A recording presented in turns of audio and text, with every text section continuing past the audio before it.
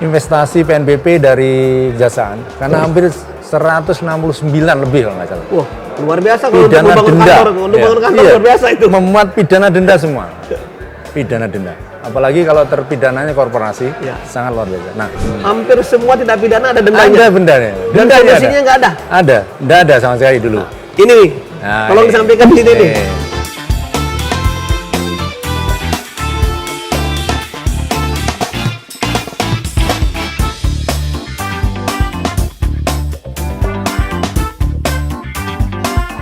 Selamat siang Sobat Adiaksa dimanapun Anda berada. Sekarang saya bersama Ketut Sumedana, langsung pemilik Podcast Puspekum. Hari ini saya bersama Pak Rudi sangat spesial karena beliau salah satu kepala Kejaksaan Tinggi yang diberikan tempat ya Iya. untuk berbagi pengalaman beliau selama menjadi kepala Kejaksaan di Kepri. Ini luar biasa. Kita mendapatkan ilmu-ilmu yang baru yang tadi saya dengar langsung, sehingga saya menggeret beliau untuk agar didengar langsung dan bisa dipelajari dan diterapkan di Kejaksaan seluruh Indonesia. Halo Pak Rudi, Iya. perkenalan diri dulu dong Pak Iya, Rudi. terima kasih Pak Kapuspen. Salam sehat untuk semuanya, salam Adiaksa, selamat mengikuti Rakernas. Semoga selalu dalam lindungan Tuhan dan apa-apa yang kita laksanakan hari ini ke depan bermanfaat bagi Kejaksaan dan masyarakat.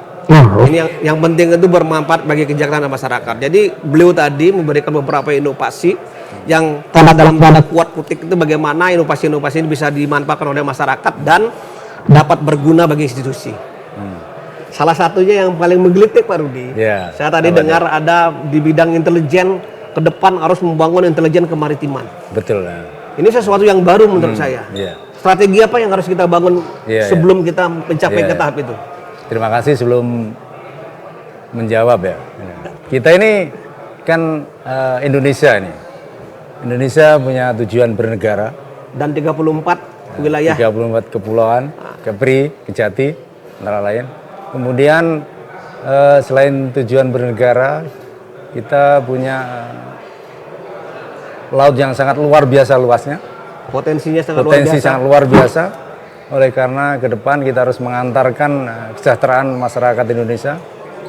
Ke depan ada tol laut, Ya. poros maritim, Ya. keberadaan Kejaksaan sebagai APH Ya. harus memberikan warna penegakan hukum khususnya di bidang intelijen justisia sesuai dengan Undang-Undang 17 2011.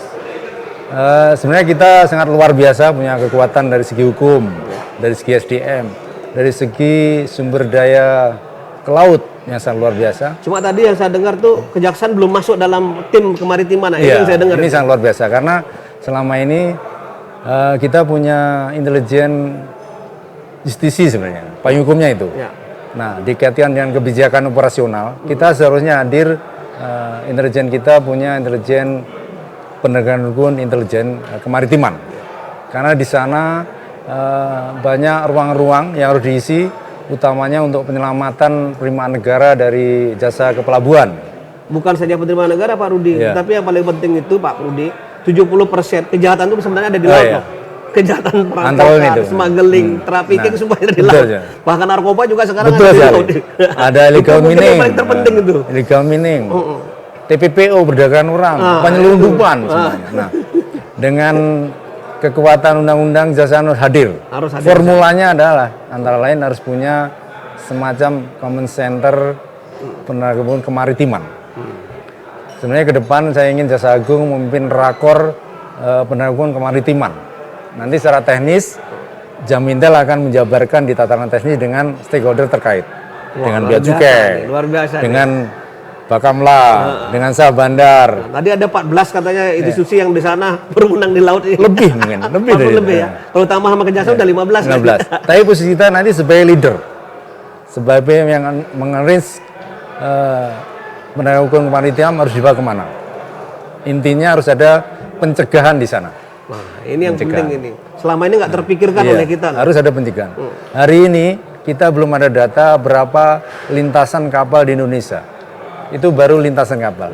Berapa barang yang diangkut di kapal? Berapa Apa saja jasa? isinya? Isinya nggak tahu. Padahal kita punya kewenangan cetak barang yang dilarang itu punya kewenangan kita mengawasi.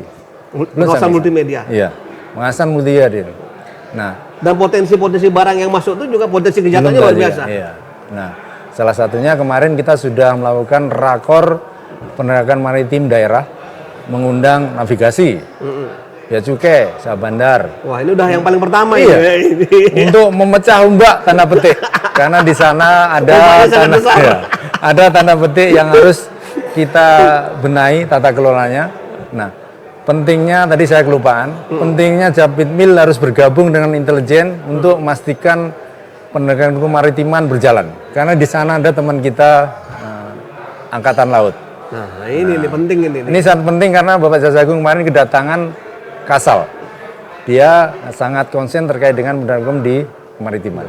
Wah, penting ini. Saya lihat dari komen Pak Jaksa Agung sangat mendukung sekali. Ya. Nah, ini sejalan dengan apa-apa yang saya sampaikan tadi. Ya. Itu. Dan Pak Rudi tadi udah bilang, Nah. hampir seluruh wilayah hukum negara ini adalah laut. Iya, betul. Ya, hanya berapa persen aja Iya, yang wilayah darat kan Iya. seperti itu. Jadi hukum laut itu harus dikedepankan. harus dikedepankan. Ini untuk menyongsong Indonesia Emas. Kita harus kuasai dan petik penegakan hukum di laut, tentunya dari segi hukum dan semuanya berumuran kita. Itu terkait dengan intelijen kemaritiman. Ini terobosan Pak Rudi ini luar biasa Iya. ini ya. Di samping nanti menambah kasanah bagi kita semua Iya, betul. terkait kejahatan-kejahatan yang ada di laut, tetapi juga bagaimana menambah pendapatan negara melalui Betul PNBP sekali. dan penegakan hukum yang ada Betul di laut. sekali. Ini sangat luar biasa Pak Rudi. Iya. Nah, sekarang Terima kasih. saya beralih ke bidang pidum tadi. Oh, bidung. Nah, Ya. pidana denda itu Menarik, itu, Pak menarik, Rudi. betul. Kelihatannya sepele Pak. Iya. Sepele betul. Tetapi ternyata setelah kita kulik-kulik, hampir semua tindak pidana ada dendanya. Ada bendanya. Dan Dendanya komisinya nggak ada. Ada. Nggak ada sama sekali dulu. Ini, Nah, tolong ini. disampaikan di sini nih. Ini yang pendekatan filosofinya begini. Pidana denda itu adalah penghubungan dari negara kepada pelaku. Nah, itu dimasukkan dalam undang-undang juga sebagai pidana pokok.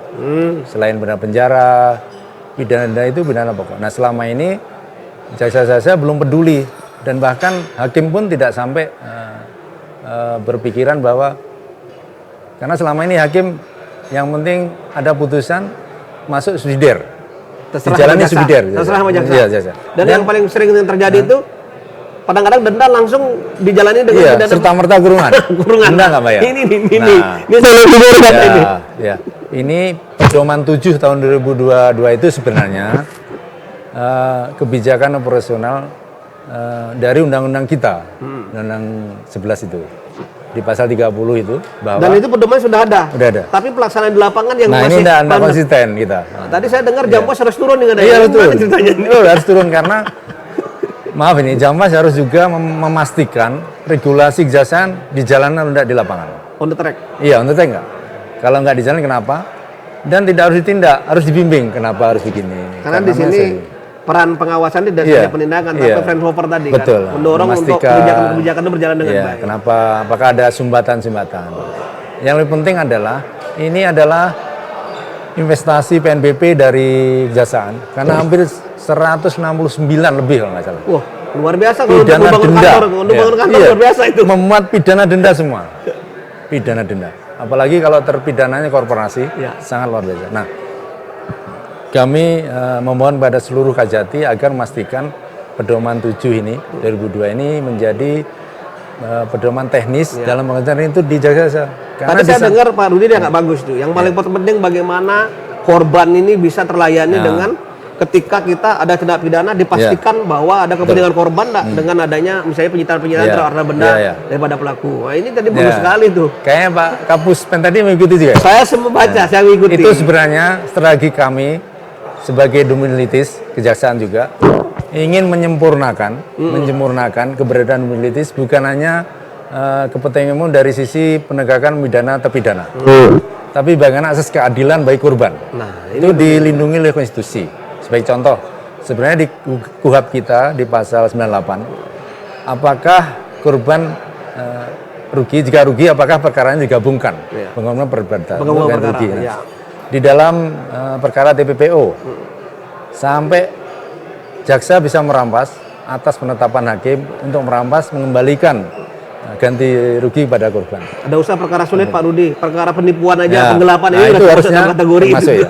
Dan sudah kita terapkan agar jaksa P16 dalam peratutnya menanyakan apakah korban sudah ada ganti rugi, kalau belum apakah akan digabungkan perkaranya. Dan standar itu udah dipakai sama teman-teman di Kepri ya Pak? Ya, udah. Luar biasa Peratut. ini Kepri ini. Nah, jadi bukan hanya alat bukti aja yang dikedepankan, tapi bagaimana pelindungan akses keadilan, aset recovery, nanti untuk jaminan pembayaran denda. Jadi penyidik harus pusing juga Iya. ya.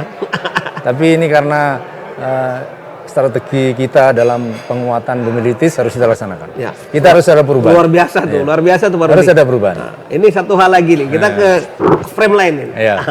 Frame lain tadi terkait dengan Datun. Oh, Saya bagus ini. sangat tergelitik dengan Pak Rudi tadi bagaimana anak-anak terlantar, Iya. burung saja masih udah punya sertifikat, masa anaknya nggak punya sertifikat? Iya, kelahiran? betul sekali itu. Ini menyentuh saya Iya, ini. iya, iya. Jadi tolong dijelasin di sini sama anak nih. Terima kasih pada Pak WSPN dan teman JPN khususnya. Ya. Kewenangan Datun itu sangat luar biasa karena satu-satunya lembaga yang Memiliki mewakili kewenangan perdata. Hanya jaksa pengadilan. Dan itu hanya kejaksaan. Nah, oleh karenanya dalam upaya meningkatkan pelayanan publik, kehadiran negara di masyarakat miskin dan rentan, banyak teman-teman kita yang panti asuhan, adik-adik di bawah umur belum punya aktu identitas anak, akte kelahiran. Dan itu hampir seluruh Indonesia, kalau muda. Nah, ini sambil ibadah juga menjalankan tusi Datun. Nah ini yang penting, Kita hanya minta Dukcapil Depsos permohonan kita untuk pendampingan.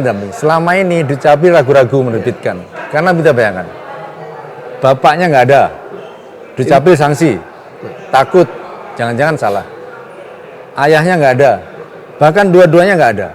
Nah, melihat potensi seperti itu dan kewenangan Datun, kita hadir. Nah, pemerintah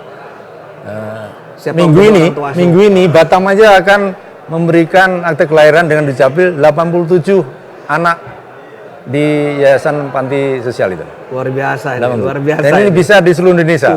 Ini luar biasa nih. Tapi yang ada yang menggelitik saya tadi Pak Rudi. Tadi saya menggelitik, orang yang di penjara nggak punya duit, negara hadir. Jadi penunjukan hukum pro dia. Nah, ya kan? Nah, sekarang ini yang satu lagi. Bagaimana pengungsi Datun terkait perkara-perkara perdata di lapangan yang nggak punya duit. Nah, sekarang selama ini hanya pendampingan, legal official, legal assistant, legal legal opinion. Nah, ini sekarang yang tadi tuh. Ini menarik Pak Rudi itu. Nah, karena saya baru dengar sekarang.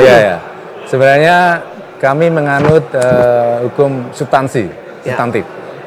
Bagaimana kehadiran kita bermanfaat bagi orang lain, apalagi masyarakat miskin. Undang-undang ini kayaknya sudah mulai pakai jargonnya Pak Jaksa Agung. Undang-Undang 16 2011 tentang bantuan hukum khusus masyarakat miskin. Di sisi lain Datun punya peran pelayanan masyarakat. Kita ingat, negara ada karena ada rakyat. Negara dibentuk karena ada rakyat dan pemerintah. Nah, oleh karenanya Datun jasaan dibentuk untuk memberikan pelayanan hukum gratis pada masyarakat miskin. Nah, oleh karenanya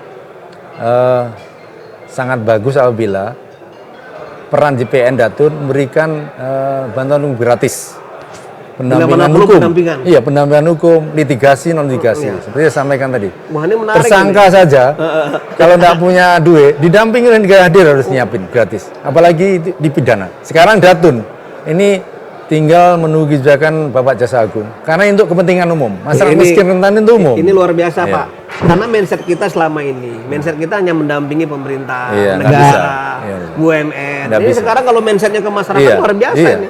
Sekarang begini. Kita harus hadir di masyarakat. Tahun 2045 Indonesia emas.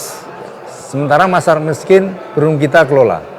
Bagaimana dia bisa menikmati Indonesia emas? Kita punya kewenangan yang luar biasa. Untuk kepentingan umum, JPN harus hadir.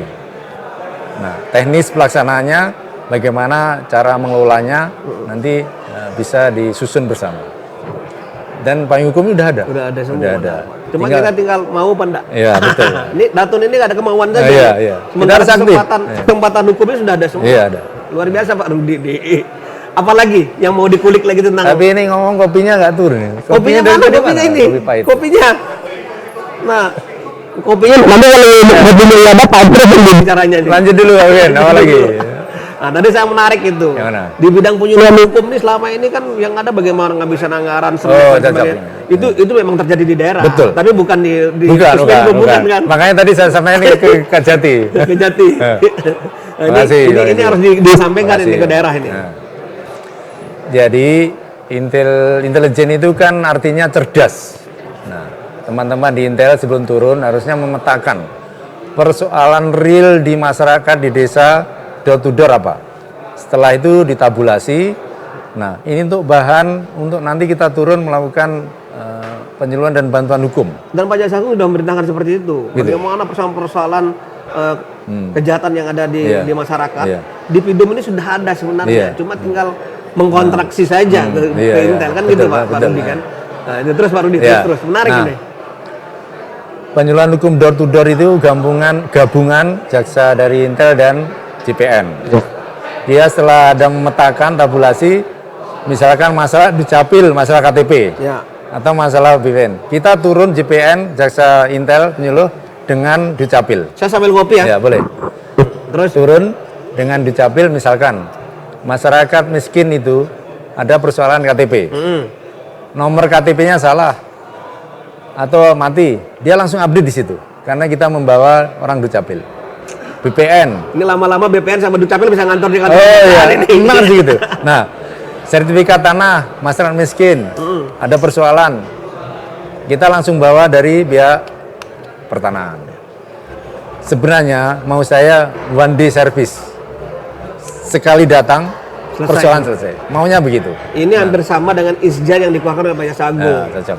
Obrolan menarik, jaksa menjawab. Nah, Jadi tidak lagi jaksa menyapa. Kalau jaksa menyapa itu kerjanya di TV, Betul, betul. di radio, halo, Menjawab. memberikan penyuluhan. Ini menjawab tangan-tangan persoalan-persoalan hukum yang ada di masyarakat. Sebenarnya Iya. sudah ada isjanya, Iya, tinggal iya. dilaksanakan nggak di daerah kan Iya, itu iya, aja. iya, Ini Pak Rudi betul. sudah luar biasa Iya, nih. iya. Jadi contoh, menjadi apa namanya? Apa ini kan hanya Tertular lah kepada Ya. teman-teman di Kejati lain. Ini baru si kapur sirih. Persire. Mudah-mudahan di tahun berikutnya harus ada hal yang Ada baru. lagi. Inovasi Kalau baru. masih di sana. Ya, kalau masih di sana. Mudah-mudahan dapat promosi baru. Nilai ta'ala. Setelah tadi memberikan Nilai paparan ta'ala yang luar itu. biasa Iya, kan. iya.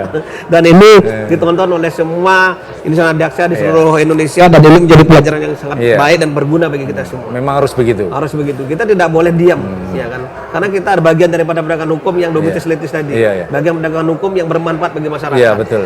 Kita Apalagi yang perlu saya kulik ini. Ya. Terkait mungkin semangat, Semangatnya harus ada. mendorong semangat, peduli dengan tusi. Kita jangan mengabdi kepada pimpinan, tapi harus mengabdi kepada tusi. Ya.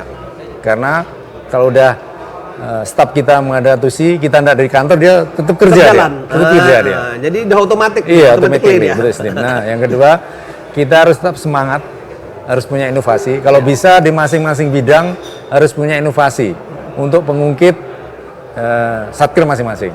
Dan yang lebih penting, jangan kerja yang biasa-biasa saja. Iya. Harus luar biasa. Harus luar biasa. Kita harus ada bedanya dengan yang pendahulu kita. Iya. Kalau sama, nggak usah. Jadi nggak jauh usah, di nggak situ. usah, Nggak ada. nggak usah jadi Kajati gitu. Nggak usah, nggak usah.